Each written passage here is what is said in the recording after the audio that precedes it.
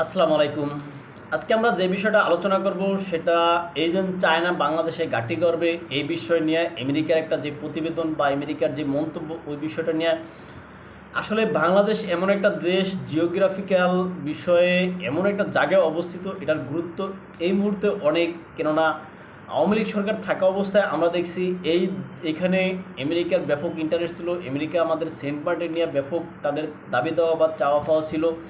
তখন হয়তো আমরা অনেকেই এই বিষয়টা আওয়ামী লীগ সরকারকে পাগলের প্রলাপ হিসাবে গণ্য করছি। কিন্তু এই যে আমাদের ইন্টোরিয়ামে যারা আসছেন, তারা আসার পরেও আমরা তাদের যে কার্যক্রমগুলো এবং আমেরিকার যে আনাগোনা সব কিছু দেখলাম, তাতে আমরা এটা নিশ্চিত হইলাম যে আমেরিকা অর্থাৎ আওয়ামী লীগের সভানেত্রী শেখ হাসিনা যে কথা বলছেন বা যে বক্তব্য দিয়েছেন আসলে ওইটা সঠিক ছিল। কিন্তু আমরা সেই কথাটা রাজনৈতিক প্রতিপক্ষ হিসাবে ধরে নিছি।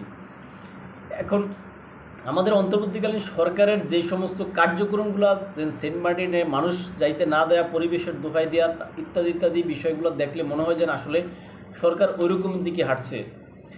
আর তার উপরে আমাদের যেটা ছিল যে করিডোর ইস্যুতে, আর করিডোর ইস্যু এবং আমেরিকার যেই বার্মা অ্যাক্ট, আসলে দুয়ে দুয়ে চার মিলে যায়।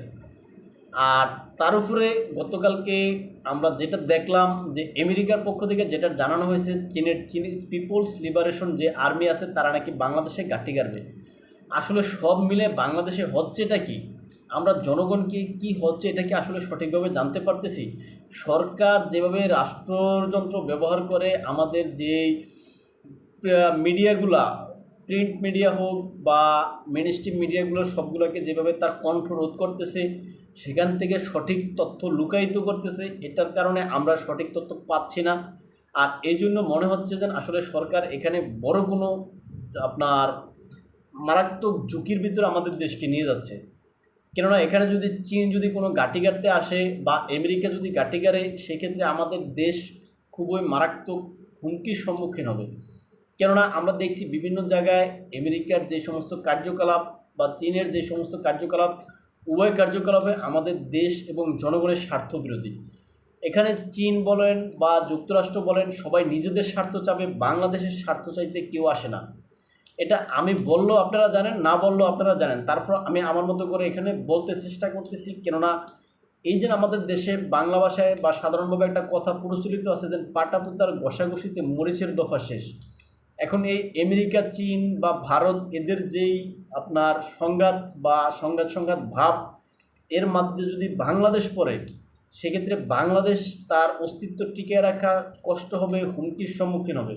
তাই বাংলাদেশের উচিত এই সমস্ত বড় বড় যে শক্তিগুলো আছে এদেরকে অ্যাভয়েড করে চইলা বা এদেরকে অ্যাভয়েড করে আমাদের মতো করে আমাদের পররাষ্ট্রনীতির যেটা আপনার যে থিমটা আছে যে সবার সঙ্গে বন্ধুত্ব, কারোর সঙ্গে বৈরিতা নয়, এটা প্রতিষ্ঠা করা উচিত।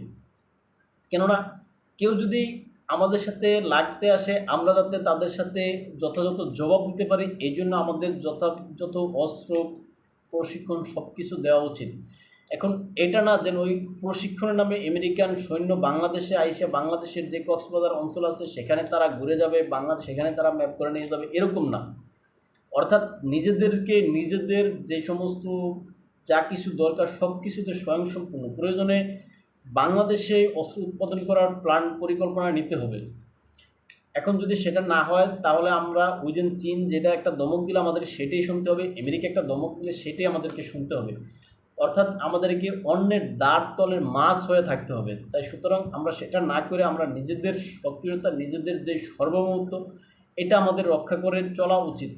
অন্তর্বর্তীকালীন সরকারের এই বিষয়টা নজর দেওয়া উচিত, যাতে এই যে তৃতীয় পক্ষগুলা যাতে এই সুযোগগুলো বাংলাদেশের থেকে নিতে না পারে। কেননা তারা বাংলাদেশের ভালো চাবে না, তারা নিজেদের স্বার্থ চাবে, এটা 100% কনফার্ম। সুতরাং আমরা আমাদের মতো করে আমরা গরিবা না হলে আছি, তাতে আলহামদুলিল্লাহ আমরা ভালো আছি। কেননা এখানে যদি তৃতীয় পক্ষগুলো আসে, আমাদের যেই সার্বভৌমত্ব এবং আমাদের যে স্বাধীনতা, ওই স্বাধীনতা খর্ব হবে। আর এই ক্ষেত্রে বড় বড় শক্তিগণ তারা নিজেদের ভিতরে প্রতিযোগিতায় লিপ্ত হবে, ওই প্রতিযোগিতার বলি হবে আমাদের বাংলাদেশ। অর্থাৎ বাংলাদেশটা দেখা যাবে একটা সময় তাদের অস্ত্র পরীক্ষার একটা ক্ষেত্র। যেরকম আমরা পাকিস্তানের ক্ষেত্রে দেখতেছি, যেরকম আমরা ইরাকে দেখতেছি, যেরকম সিরিয়াতে দেখতেছি, গাজা ভূখণ্ড তো দেখতেছি আছি। সুতরাং এটা আমাদের উচিত যে আমাদের দেশটা বা আমাদের ভূখণ্ডটা বা আমাদের অঞ্চলটা যাতে কেউ প্রক্সি ওয়ারের একটা ক্ষেত্র হিসাবে তৈরি করতে না পারে। ভালো থাকবেন সবাই, দেখাবো অন্য কোনো ভিডিওতে অন্য কোনো বিষয়ে। আসসালামু আলাইকুম।